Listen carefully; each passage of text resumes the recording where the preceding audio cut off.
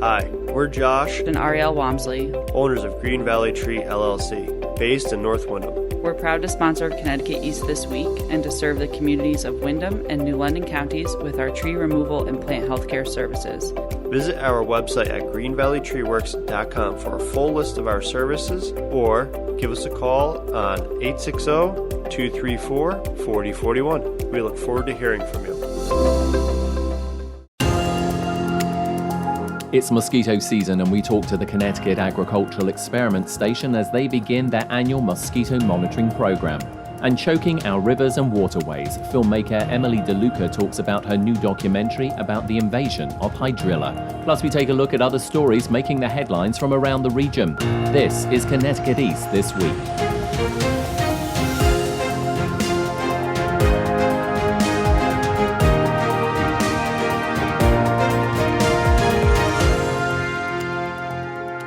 Hello, I'm Brian Scott Smith.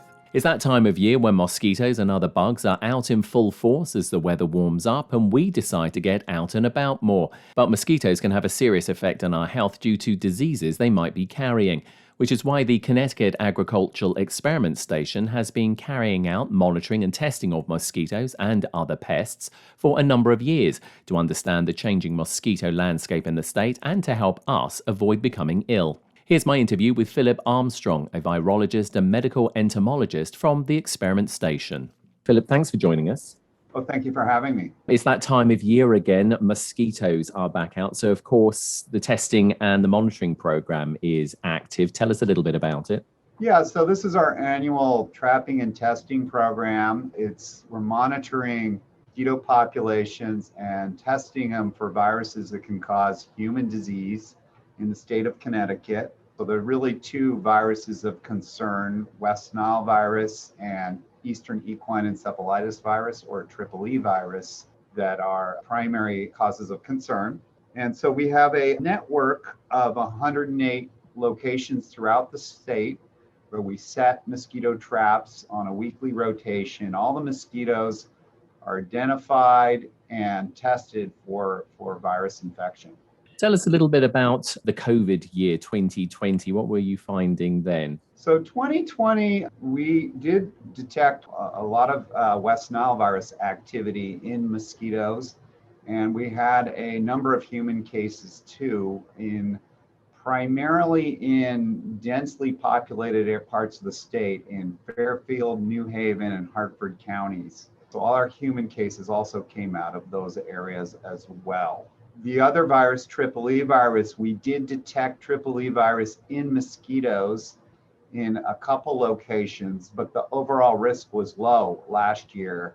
And fortunately, we did not have any human cases or horse cases. You mentioned that you detected quite a lot in like Fairfield, Hartford, New Haven counties. You used the words like densely populated. Is that the only reason why you find it there, or are there other factors as to why there seems to be more mosquito and disease mosquito activity in sort of the western part of the state? Yeah, that's a good question. Those are all historical hotspots for Triple E virus. And so what we saw last year is consistent with previous years as well. The reason being, it's the mosquito that transmits West Nile virus lives and primarily is found in densely populated areas. Its larvae develop in water that accumulates in the storm drains that you see on the side of the road. And so if the water is allowed to stagnate in those storm drains, those are big production sites for the mosquito that transmits West Nile virus, as well as any sort of water that is found in sort of rain gutters or in artificial containers. Those are areas where you find this mosquito. So it tends to be more concentrated in disturbed areas in human built environments. The other thing I want to ask you, as well as we're seeing, and I know that the Connecticut Agricultural Experiment Station is very much part of this as well, is like tracking ticks, because that's a big issue here. And we're seeing it's like different varieties of ticks arrive actually in the state. Are we seeing it's like an increase in mosquitoes at all? Is it becoming more of a problem? Yeah, that's an interesting question. So we've got a long-term data. So we've been doing this for more than for 25 years. Some of our trap sites go back to 1997 when we first established the program, and we've been monitoring the mosquito populations for a long time and the viruses that they carry. What I can say is that there are a couple trends that are worrying. We are collecting, if we look at our overall numbers of mosquitoes in our long-term trapping sites, we're seeing that the numbers are increasing somewhat over time. And we're also seeing new species being introduced into our area. So one of the species, there's been two new species, the Asian tiger mosquito that has come into our state. And there's another species called the Aedes japonicus, which is a new species. So we're seeing new species come into our area, and we are seeing greater numbers in our trap collections over time. So fortunately, yeah, I don't have a lot of good news on that front. When we look at the viruses that they carry, West Nile virus and Triple E virus, West Nile virus fluctuates a lot from year to year, as does Triple E virus. But what I can say is the long-term trend, at least for Triple E virus, is we're seeing greater levels of virus activity in more recent years. We had the largest outbreak of Triple E virus in the country in 50 years in 2019, and that also affected residents here in Connecticut. We had 3 fatalities that year and a number of human cases. So unfortunately, not a lot of good news on the mosquito front either. Getting back to those 2 new sort of like varieties of mosquito that you've detected here in Connecticut, do they bring any different concerns by way of diseases at all? Yeah, so the 2 species I mentioned are originally from East Asia, and they are expanding into our area. So far, they don't seem to be very important vectors of disease. They're not important transmitters of West Nile virus or Triple E virus. The Asian tiger mosquito is an important vector of viruses like dengue, chikungunya virus, Zika virus in certain parts of the world, primarily in the tropical and subtropical parts of the world. Fortunately, we don't have those viruses here, but that is a concern that they could be vectors of those viruses if they were to be introduced here. And of course, the usual information from the Connecticut Agriculture Experiment Station. I mean, how does one avoid, getting bitten by mosquitoes? What's the advice that you're giving? A lot of it is common sense and simply covering up, wearing long sleeve pants and shirts will reduce the number of bites. And you want to consider applying an insect repellent, an EPA approved insect repellent to your exposed skin surfaces, and that will reduce the number of bites. Avoiding your time outdoors in wooded areas or at dusk and dawn when mosquitoes are most active will also reduce the number of bites you receive.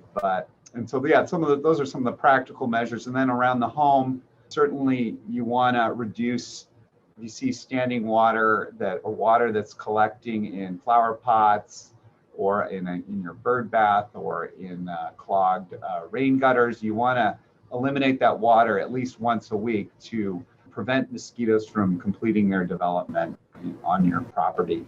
The other thing I wanted to ask you as well is we're seeing a lot of clothing these days, which is like impregnated with chemicals, which is supposed to sort of like repel or in some instances, kill pests. Is any of that useful, against mosquitoes at all that you know of? Yeah, for sure. There's a product called Permethrin. The chemical is derived from the chrysanthemum flower. It's a synthetic chemical, but it's originally derived based on a natural compound found in chrysanthemum flowers, and it repels mosquitoes. It also kills mosquitoes. So if they did land on you on that impregnated fabric, they would be killed by the product. So it has sort of a dual action, and that is one thing that people can do as well to really give you extra protection.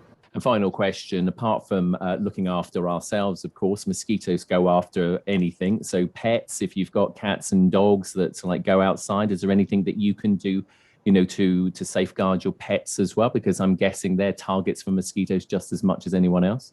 Yeah, they certainly are. Fortunately, I don't have any great advice there. It's not like, say, with the ticks where there are like flea products or products that will kill the ticks that are feeding on your pet. So, but the good news is that it seems like dogs and cats at least don't contract West Nile virus or Triple E virus, and unlike, say, horses and humans, which are very susceptible to these viruses. So if you're a dog and a cat owner, not so much to worry about, but obviously horses, of which we do have plenty here in the States, you just have to be a little bit more mindful if you've got horses out, obviously, at this time.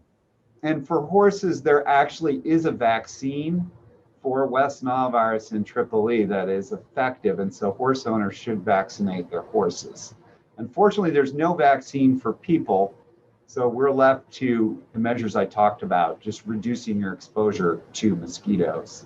Well, Philip, from the Connecticut Agricultural Experiment Station, it's always a pleasure talking to you. Thank you ever so much for obviously monitoring these mosquitoes along with the team down there, but also for the great advice about making sure that we stay safe while we're out and about. Thanks for joining us. Yeah, thank you for having me.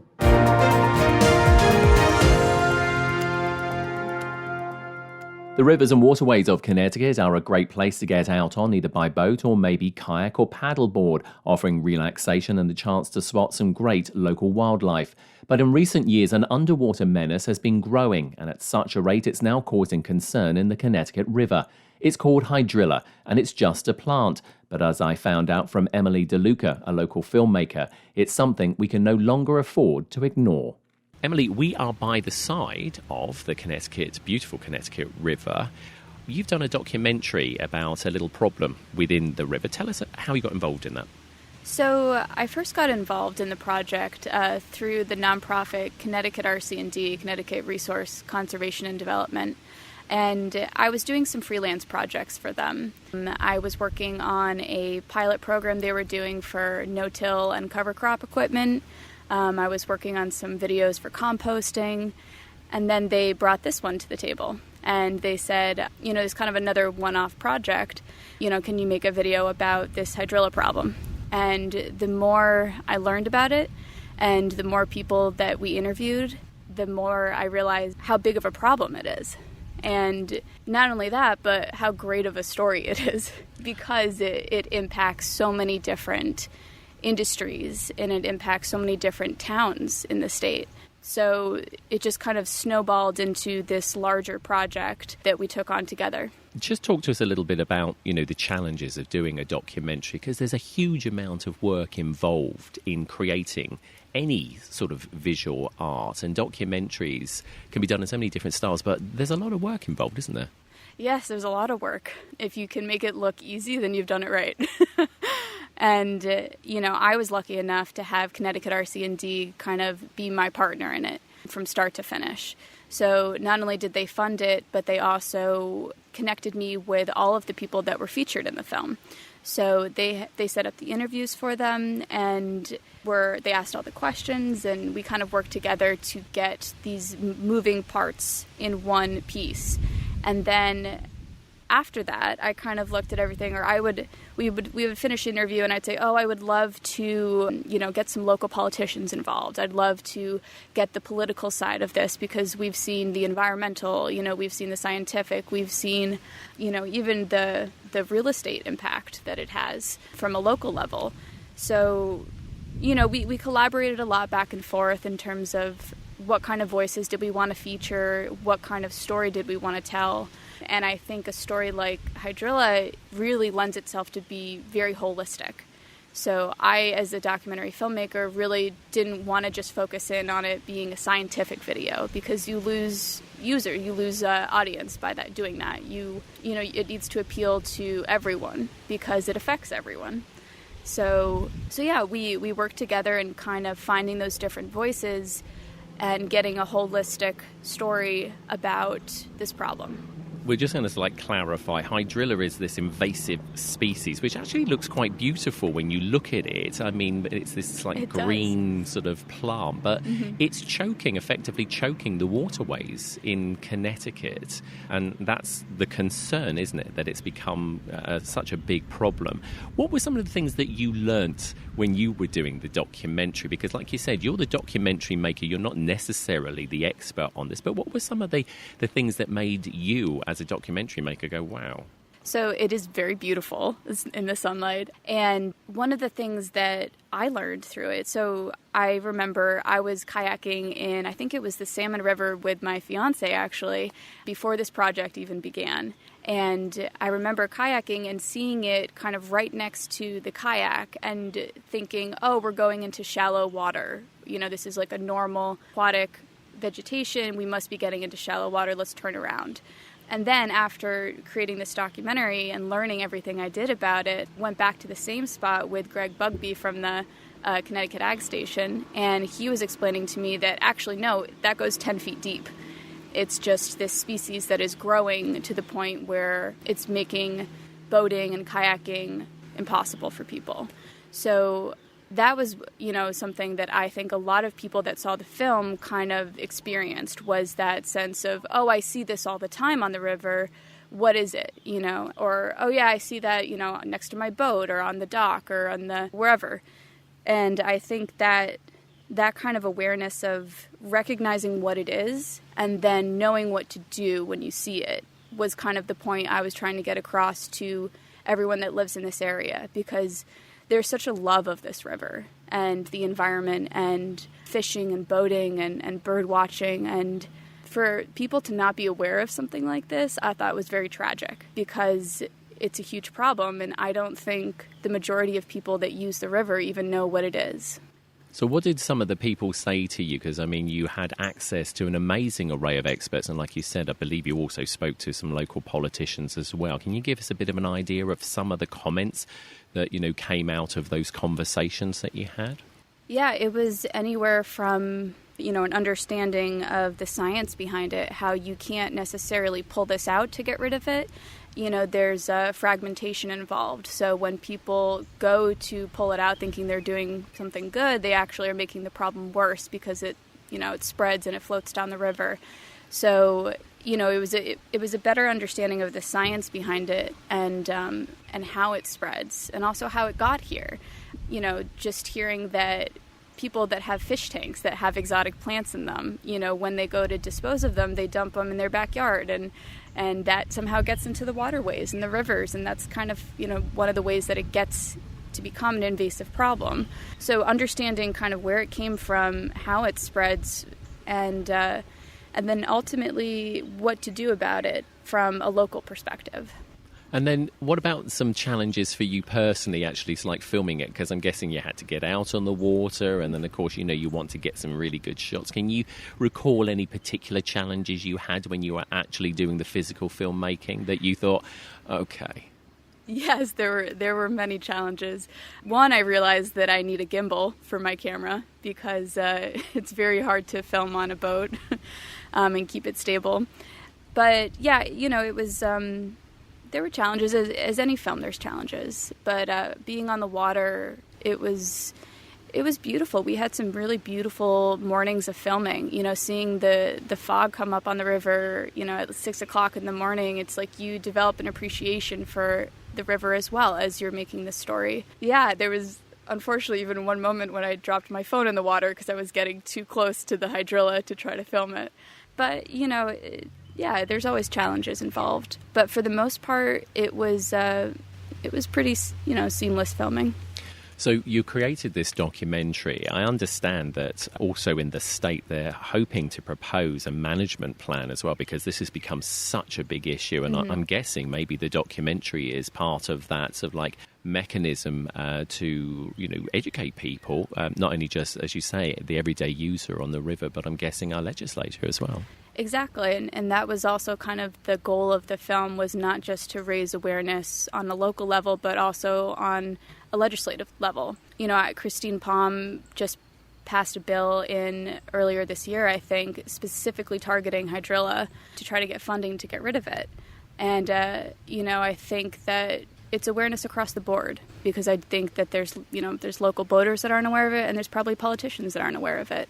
Or at least they've heard of it, but they haven't seen visually the impact that it's having. Or they don't hear those personal stories of people struggling to, get out of their dock, or all of the wildlife that's being affected by it. And I think that seeing those visual images can have a lasting impact on people in terms of a problem and a cause versus just, talking about it or reading about it. I think that was the goal, to kind of visually scare people into saying, okay, this is a real problem, and you're going to lose the river that you love if you're not aware of this and you don't do something about it. Yeah, because the title is actually called Invading the Connecticut River, the Spread of Hydrilla, which certainly does sort of like punch it in your face, doesn't it, sort of thing, that it is, it is an issue.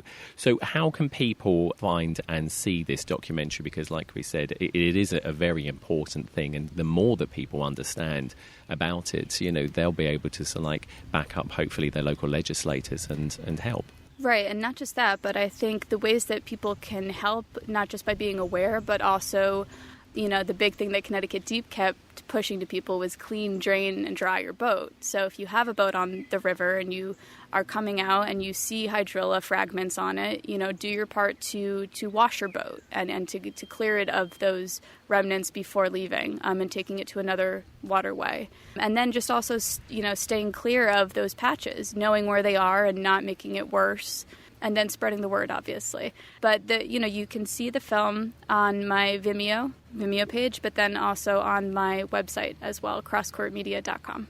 Well, it's been an absolute pleasure talking to you, and it will be interesting to see not only the reaction to the documentary, but also hopefully that our legislators will get behind it. And if a management plan is created, no doubt, I'm sure another documentary in the waiting to see exactly how we deal with this very sort of like unknown problem that's lurking in our waterways. Emily, it's been a pleasure talking to you. Thanks for joining us on Connecticut East this week. Thank you.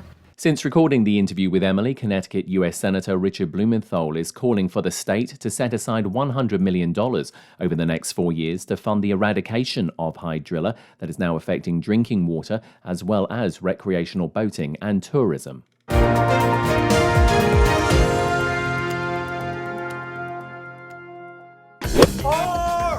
The Arc Eastern Connecticut invites you to participate in the 33rd Annual Gardner Johnson Memorial Golf Tournament Friday, June 25th at the Connecticut National Golf Club in Putnam. The Arc has provided residential, day, in-home and employment and social programs for people with intellectual and developmental disabilities and their families since 1952. Come and join us as we walk in partnership for full equality for people with IDD. Event prices and details at thearcect.org/golf.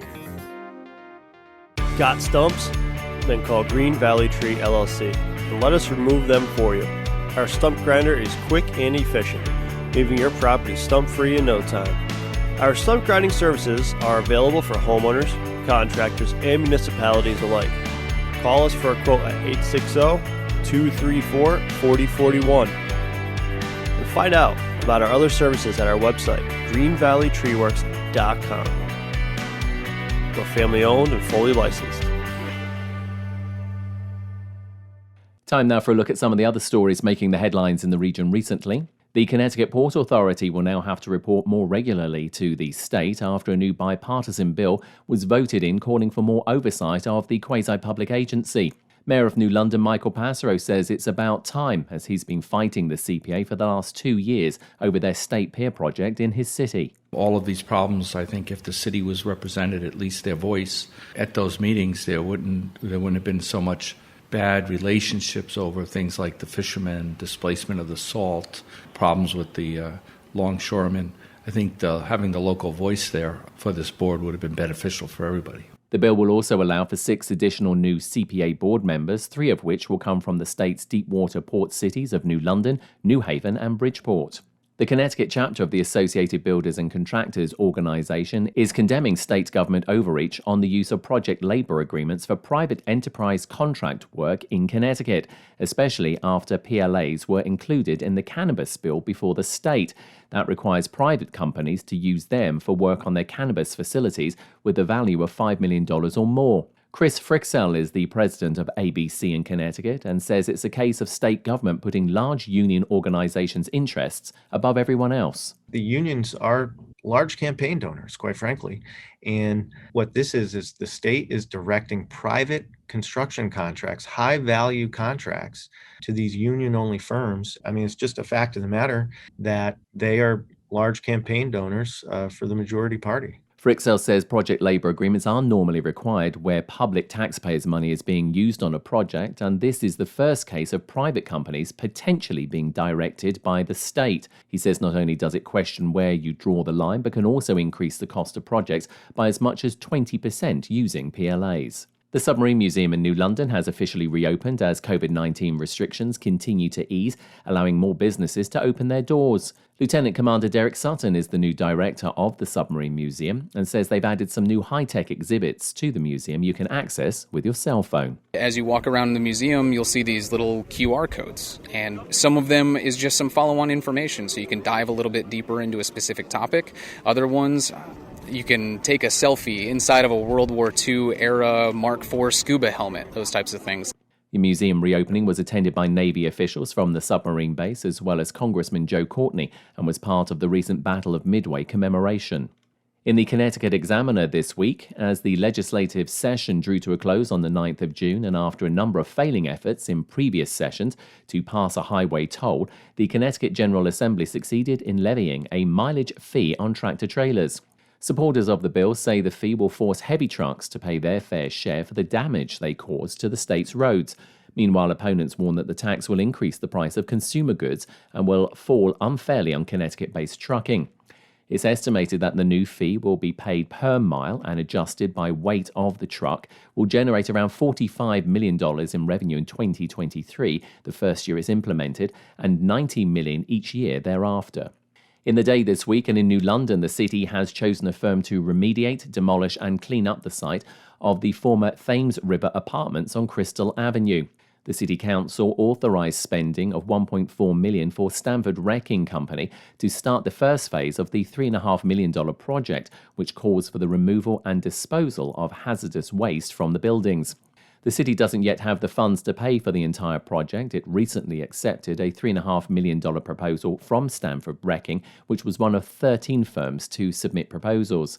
Thames River Apartments was a federally subsidised apartment complex for low-income families, where residents had long complained about deteriorating conditions. In the Norwich Bulletin this week, the bonds linking father and son can be woven in many ways, from weekend fishing trips or afternoon sessions of backyard catch to a simple conversation over the dinner table. For Christopher Daly and his son Christopher Daly Jr., however, those ties have been strengthened through fire. The two Plainfield men recently attended and graduated from a local Firefighter 1 course, the last such generational team-up at the Central Village Fire Company No. 1 in 25 years. Local volunteer fire departments are tight-knit, familial entities, ones where uncles, grandfathers and brothers have worked side by side for decades, later welcoming sons and daughters into their ranks. In the Chronicle this week, controversy over the proposed development for 6 agbotic greenhouses continued during a Mansfield Planning and Zoning Commission public hearing recently. The applicants, John and Donna Prete, are seeking to build 6 greenhouses at 438 Browns Road. No vote was taken, and the Commission will next meet on June 21st for a virtual meeting. A couple of residents spoke in favour of the project. The vast majority, however, were opposed, voicing concerns over traffic impacts, the danger of large trucks travelling the winding Browns Road, signage issues, the potential smell of an industrial hemp farm, and concern over whether this type of industry would be economically sustainable. The property currently has a blueberry patch, logging operation, hay harvesting operation and a barn, as well as Red Barn Creamery and Farm Store.